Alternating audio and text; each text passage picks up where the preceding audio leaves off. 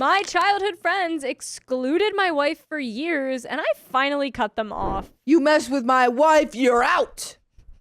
To start, I, 30 male, met my wife, 33 female, online via video games. Oh my God, where's Keon? In 2017, and we were in a long-distance relationship. We will call her Mel. Aww. At that time, I was just getting into Dungeons and Dragons and tabletop gaming. Yeah. Freaking nerd. Yeah. By the way, this comes from just wanting smiles. And if you want to submit your own stories, go to the r/OKStorytime subreddit. I'm Carly. I'm Sophia. I'm Riley. And we're here to give good advice goofily, but we don't have all the answers. We only know what we would do. So let us know what you would do in the comments. NOP says, I have a group of friends that I play board games with every weekend. I've known them since I was a child and grew up with them. By all accounts, they are my best friends. This situation mostly boils down to two of the friends I will call Abbott and Costello. They are brothers. Background info. Abbott is a year younger than me and has always been a bit of a character and argumentative. Our game nights were hosted at his house as he was the first to buy a house growing up for us to hang out in. After meeting my wife, she was invited to our weekend game nights and would join remotely via Discord to play with us. This was exciting as it allowed us to spend time together with friends while she was distant. I was running a multi-year D&D campaign, which she was a major part of creating and playing. Whoa. Abbott almost immediately grew frustrated with the scenario, claiming that playing with her remotely was a nuisance. Nobody else agreed, but Mel felt pressured to step down. Oh my gosh. Oh, like playing remotely. Yeah. Is she the only one playing remotely? Or I think so, yeah. it's not in that a hard. world where everything's digitalized, I feel like all the players should not be. I will say it's more fun when you have everyone in person and it's She a little bit can't, easier. But though. she See, can't. you're the Yeah. problem here. This is a part of the No, problem. You're part of it. Whoa. I was gonna say it's not that hard to do it with someone who's online. I've done that before. See how she Keon's backpedaled? friends live Yeah. nearby and they still play online. Yeah. Well, I was saying, I think what there's, unless I'm mistaken. She is the only one that Yes. is remote for this one, but Keon and his friends, although they live in LA, all play online. I've played online before, and that one is, I think, a lot easier than playing with one person who's virtual. But it's still possible, and Yeah. it's not like a big issue. That's why they completely play online, because one Yeah, person. is I not think it's in the easier to state. completely play online. A year or so later, Mel flew up for a family wedding and was able to join us in real life for the first time. Yo! It One was shot. It was incredibly exciting, but not for long. When she came to the hangout, Abbott was somewhat rude and dismissive of her. That weekend at the wedding, Abbott came to Mel while I was giving speeches and told her that, the campaign has been so much better since you stopped playing. I know that they're men, but that's the voice that Yeah, they're getting. that's exactly how they sound. This, he said, without anyone else in our group knowing. This caused a lot of distress for Mel, as she was in a different country, surrounded by people she barely knows, and was really hoping to meet friends. That's so messed up. Like, so why messed even up. say that? Even if it is true, even if that's how you feel, why are you telling this girl? I know Weird thing to why. say. Two things. One, he probably has a crush on her and doesn't know what to do. Or two, He never learned how to talk to women. Yeah. okay, that's true. Or three, he wants OP all for himself, Yeah. and this woman, Mel, this evil person's gonna take him away to He's that like, country she We lives used in. to have voice time, and now there's a girl. Dude, dudes do that sometimes. Mm. I'm sure. This crushed her, causing a lot of sadness and stress for the both of us. The other friends, unfortunately, remained silent or, at worst, backed Abbott, including Costello. Bruh. But they're brothers, so I would expect that. Yeah. Unfortunately. Following this, when we would play video games on Discord, she would often be mysteriously excluded, or Abbott's vibe would just shift when she would join us. Of course, this led Mel and I to rarely, if ever, play with Abbott online. After months of this, I was deeply dedicated to this D&D game we played, as it was a 5+ year story Yeah. with a lot of emotional investment for all involved. Mel encouraged me to keep DMing the campaign because they had been my friends for so many years and it meant a lot to me. Abbott... Wait, you're the DM? Yeah. My God, tell him to shut up. Abbott was always a troublesome player, bending the rules, complaining, arguing. Sorry, make him pass away. You're the DM. So my friend group mostly just tried to play around it and enjoy ourselves. This is where it gets worse. Oh no. Shortly after, I had a fire in my apartment and essentially lost everything. No. I was sorry. I was forced to live in a camper van for 6 months through the Wow. winter while I rebuilt. Mel flew up immediately to be with me as I was injured in the fire. Whoa. Once things settled a bit, Mel joined me in the weekend D&D games and mostly sat with me and helped me run the game. Entirely non-intrusive. Yeah. She explained privately to me that since the campaign was nearly at an end, she did not want to slow down the session by participating.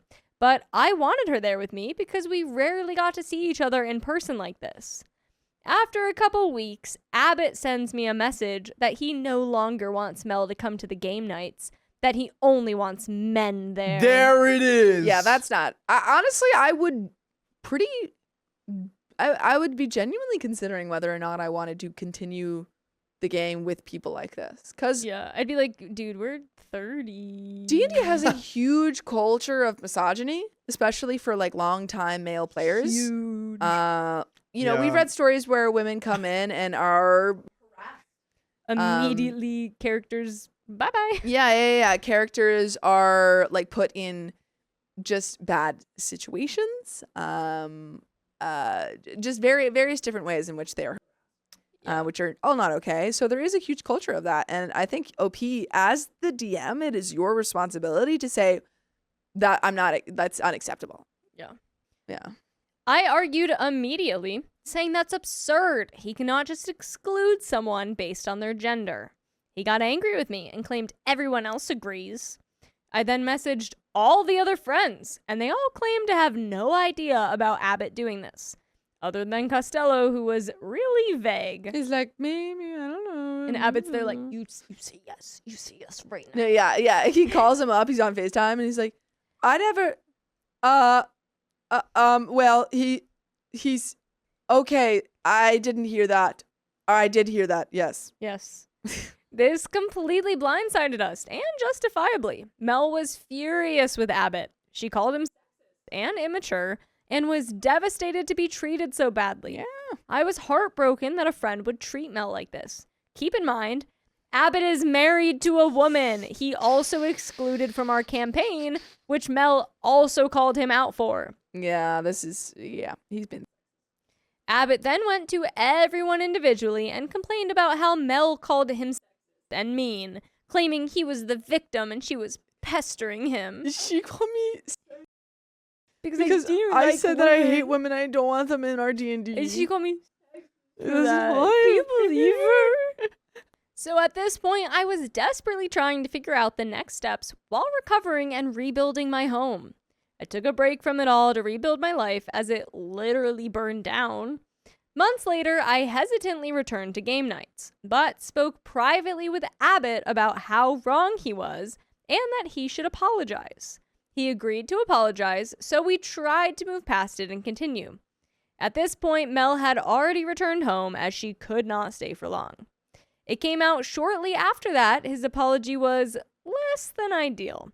He essentially said, I'm sorry you felt bad about this. I just don't want you there because weekends are for da boys. I don't like this man. And that is literally da boys with a Z. Because weekends are for the boys. I don't like you. Unbelievably rude and dismissive of the toxic sexism. So again, Mel lost it on him. This was not a matter of weekend activities being a guy's night when she had been part of it from the beginning. Yeah, that too. At this point, I had considered stopping running the campaign altogether. But Mel insisted that while Abbott was a crappy person, this campaign had been going on for nearly 5 years. She did not want me to ruin the story for the rest of my friends, all because only one of them was vindictive. I could tell she was feeling down on herself, but I continued to play for the friends in the group who I was still very close with.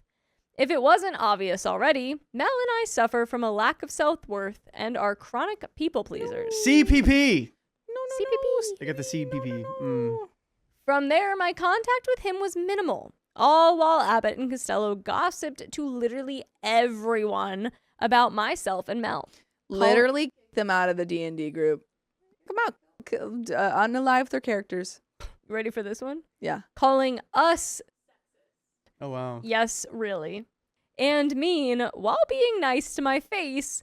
I knew nothing of this hidden dissent. Yeah, the descent amongst the ranks. Nearly a year later, and after that campaign had met its end, Mel and I were finally able to get married and move her across countries to live with me. And we had started on her immigration process. We have been incredibly happy together. Coincidentally, in these months, I was hardly invited to any more nights out other than D&D, which I rarely attended due to being so busy with life. Abbott took my absence poorly, and unknown to me, spread all sorts of rumors about how I was avoiding them, talking crap about them, pestering him, etc. Literally none of this is true. I had told my friends in a thread that my life had been upheaved by the fire. My wife was moving, and a new job, as well as declining health concerns. Of course, Abbott secretly used these against me/us.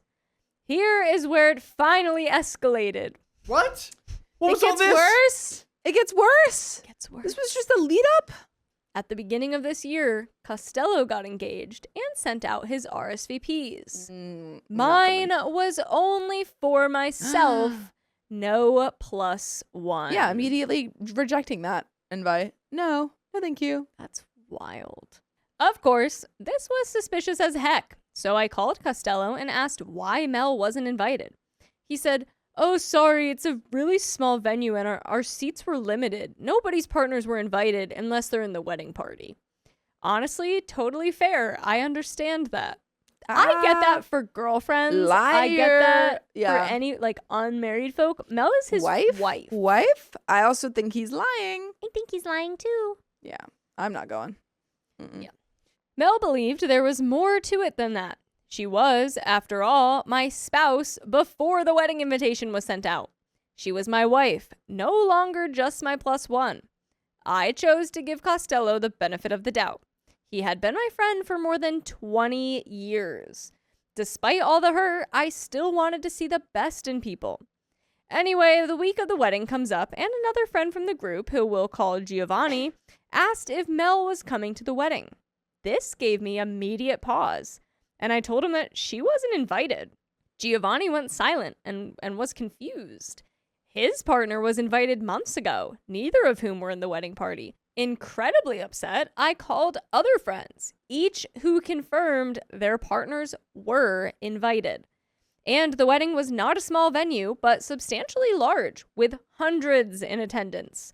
I immediately called Costello to talk about this. I asked him why he lied. How dare he exclude Mel like this? Rather than admitting he lied and was treating Mel like trash, he doubled down on me, saying that he didn't want her there because of all the problems she's caused, and because she hurt Abbott's feelings by calling him sexist and mean. I could not believe this. He lied to me right to my face about the venue and the invites. Furious, I politely told him how entirely unacceptable his and Abbott's behavior has been, that they've been lying, gossiping, and terribly and exclusionary behind our backs, trying to turn friends against Mel and I. I wept for a long time about this, as these were my friends for not years, but decades. People who I shared my entire life with, from childhood into adulthood. How they could so easily discard us like this truly broke me when I thought they would support us. Oh. And what hurts just as much is seeing how isolated my wife feels. She had moved to this country with the hope that she could have made friends with the rest of the group, only to be excluded and ignored because of the rumor mongering.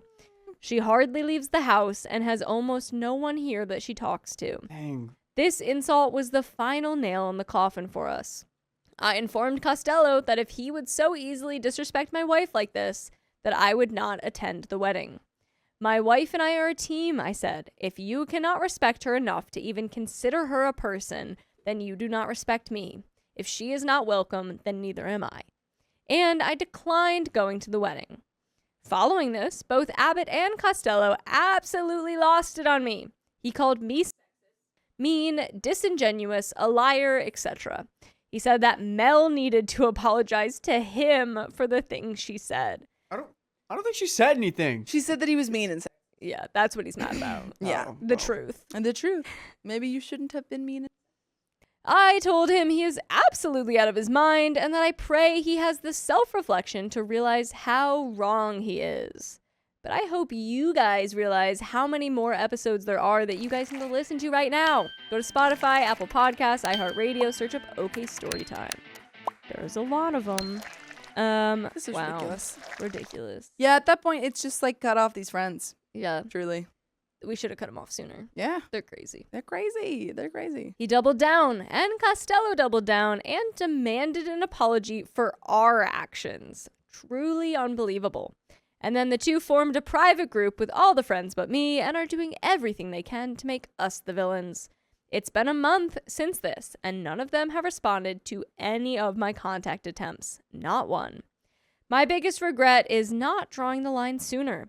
Did I overreact? Did I do something wrong here? No, you already know him. You didn't Yeah. draw the line soon. Yeah, you You know. know. That was the issue. Wow. That's rough, though. Yeah, really sucks. My friend begged me to hang out, then sent me home out of nowhere. I thought you wanted to hang out with me. For context, me, 23 female, and this friend, 23 female, met when I moved to a new town. Not too far, but about an hour from home for school. I met her at my job, and we have kept in touch after I graduated and moved back home. By the way, this comes from IC Repair 3078, and if you want to submit your own stories, go to the r/OK Storytime subreddit. I'm Sophia, I'm Carly. I'm Riley. and we're here to give good advice goofily, but we don't have all the answers. We only know what we do, so let us know what you would do in the comments. And OP says, it gets kind of hard for us to hang out because of, 1, our busy schedules, and 2, the distance. I know I said it's only about an hour, but that's with no traffic, and technically I'd need to drive through downtown to get there. So during the day, the drive is a nightmare. Downtown Miami, for context. At night, it's long, but sans traffic, it's mostly highway, so it's okay. But definitely far, over 30 miles and long. So before Halloween, a couple of weeks before, we were able to get together for brunch one day. During our brunch date, she invited me to a Halloween party her friend was throwing. There was a high potential for booze at this party, so I told her that I'd love to, but to be honest, it was a little further than I was comfortable driving after drinking. I actually really don't drink and drive at all, which for some reason is becoming less common in my age group. I was going to say the threshold for that should be Yeah, 0 miles. 0. Yeah, I kind of disagree with that. It depends on how old you are, but I feel like most people my age are not drinking or drinking much less in general. That is true. Yeah. There's only one drinker among the three of us. Okay. How does that make you feel, Carly? Perfectly fine with my decisions. Mm-hmm. All right. We'll let you sit with that. And so she said I could sleep over at her house. Ooh. She has her own mini house That's- on her parents' property, so it is basically her space. I told her I'd have to ask my dad because he doesn't let me sleep over anywhere. How old are you? They're both 23. What? What? I know, but I currently live with my parents, so unfortunately this is non-negotiable for now. Yeah, that's weird. Also, during this brunch date, she was telling me about problems her and her boyfriend were having, which is completely fine. We're friends. It just adds context to later events. Uh-oh. But basically, she couldn't get him to do anything with her for Halloween, which may be why she invited me to the party, lol, among other things. Anyway, time goes on, like 4 days or so. I had to work up the courage to ask, lol. And I tell her my dad says it was okay because he doesn't want me making the drive after drinking. She says okay, but that she doesn't know about the party anymore because she works until 9 and it starts at 8. No one comes to a party until 9. I told her to let me know. Basically, time passes and I reach out to her a couple days before Halloween to confirm we are still even going, to which she says yes. Before her invite, I wasn't planning to do anything for Halloween, so after this convo, I went out last minute and bought a costume. It was almost $100. Dang. There weren't many options in my size, which it was 3 days before, so that's on me. See, You that's can when you so do it. easily make a costume I was about from to say, anything in your closet. That's when you just like pull things. I mean, I'm pretty lucky because my mom makes my costumes, but you can just As pull things someone from your closet. who doesn't have that, you can so easily make a costume. So my other costume for this year was Calcifer, and I I bought a skirt that I did return. But I bought a skirt that was like $30, and then I borrowed a top from Angie, and then I had like some other things, and it like ended up being like maybe $40 on the costume. But that's like not bad. Scared for what Riley's even then, I totally could have not spent it that. Like I had a red skirt that would have worked. Yeah. Like I had other options. And I just wanted like. Well, you use the options you had at hand. It's so easy, and I feel like once you buy one thing, like you can even just buy a singular accessory, and you can so easily make like. I bought devil horns one year. Yeah. I can just wear whatever I want with that, and it works. Yeah. And also, I returned that skirt, so technically, I didn't even spend $30. Dang. Exactly. Buy a cowgirl hat. Yeah. Cowgirl. Easy. The day before, I reached out again to confirm, and that's when she told me her boyfriend was now also coming, which was not insanely surprising, but a little wrench, kind of, but whatever. I already previously knew her boyfriend because he worked at the same job with us. I actually met him first, so it wasn't a big deal to hang with him. Wasn't ecstatic to third wheel, but I was at least happy they were able to hang because it's her favorite holiday. Anyway, day comes. She says she'll be home at like 9:30 due to some complications. I tell her I'm running late, which she says is fine because she has to get ready. I get to her around 10ish. We spend like 10 minutes in her house for her to help fix my makeup and put my bags for the sleepover inside, and then we leave to get her boyfriend. Vibes were great. We were running super late to the party, but it's a party, so 10 is normal. 10 is normal. Also, she was in communication with the host the whole time. After stopping for food and everything, we get there around 12. Okay, now that is a bit later. How did it take you 2 hours? 2 hours? It took 2 So hours. yeah, you went from like 9. I was like, oh yeah, you're early. 9:30. Okay. Oh, okay. She got there at 10. Oh yeah. She got there by 10:30. Midnight? Like, yes, it's a Halloween party, so it does go late, but like midnight? Getting there at midnight though, like Crazy. I'm not expecting a Halloween party to go past 2 a.m. Yeah, no. I mean, yeah, I'm slowly I'm thinking before then, but for a big party, it's gonna linger. It's gonna linger. We get there, I realize it's not like a party. More like a casual Halloween hangout with friends. You arrive to a casual Halloween hangout with friends at midnight? And it started at 8. You are decidedly late. By the time we got there, they were doing karaoke, which I love. I didn't know anyone besides the people I came with, so we kind of tried to introduce ourselves and such, but it didn't seem like my friend knew anyone else but the host, so we had the bright idea to maybe get a drink to loosen up. At the party, the host had some mixed drinks, margarita mixed things, I don't know what it's called. And she also had the big buzz balls. It's called margarita mix. Yeah. So my friend pours us all a round of drinks and starts slow. The party had those small paper cups, not like shot size, but a little bigger. Smaller than standard, though. She pours us all around and fills the cup like less than halfway, which I get because we didn't know if we were going to like it. Her boyfriend hates it, but her and I finish ours in 2 sips. It really wasn't much. So we go back for more. She serves the same amount, which again is fine. After that, she was borderline nonverbal. Dang, that affected her quickly. Her boyfriend took one look at her and said, I don't know if you should drive. I thought he was driving. She did this when she was driving? I mean, I feel like anyone could drive her car back at this point. Yeah. Like they could easily just be like, it's your car, we're driving home though. Yeah. She said she was fine, but we decided that since I knew I didn't feel anything, I'd drive us home. Boyfriend doesn't have a license. Okay. So I stopped drinking there. I was basically sober as I didn't even have a full drink. We kind of hang out some, kind of in the background. After about an hour, we all decide it was probably time to go. No fault to the host. She was amazing. I just think we were so late and everyone was already vibing. It wasn't meshing. I mean, yeah, you were like incredibly late. What did you guys do from like 10:30 to midnight? You said you got food. Did you go to a restaurant? They must have Bro, gone they to were like a kissing. sit-down restaurant. They were smooching. They were all kissing? Yep. That happens. Not only that, but we were basically sober and weren't going to drink anymore, and it stopped being fun kind of fast. Anyways, as we're getting ready to leave, my friend asks me how far I live.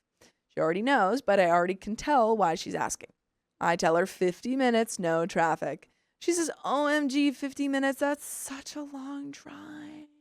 And I was kind of like, yeah. And she kind of goes silent. Then she basically asks, would you mind possibly going home? What? She wants her boyfriend to stay over. I kind of just looked at her and then she backtracked and said, I mean, if you want to stay, you can still sleep at my house. But at that point, I was just like, why would I stay when you clearly don't want me to? So I just said, if I'm going home, we should probably leave now then. It's almost 2 a.m. Oh my God, I'd not be her friends with this girl. I would not be friends with this girl anymore. And she agrees, and so we do. So now I'm driving everyone home. Her boyfriend sends me his address to drop him off on the way to hers because we picked him up on the way to the party. She then insists that we go to hers first. Even he's like, why? That literally makes no sense. But it's her car, so I ultimately listen to her. Anyway, I drive us like 30 minutes back to her house. She walks me inside. I grab my stuff, and then, I drove 50 minutes home. She texted me while I was going to say, sorry, I have something to do early in the morning that I didn't consider, and now I gotta drop this guy off, lol. But I don't know, the whole drive home I felt upset. Like, I just drove home in silence because I didn't know how to feel. I've never done anything for Halloween before, like as an adult, or have been invited to parties, really. By the way, you can do some fun stuff as an adult, like listening to full episodes of stories just like this. Just go to Spotify, Apple Podcasts, or iHeartRadio and search up OK Storytime.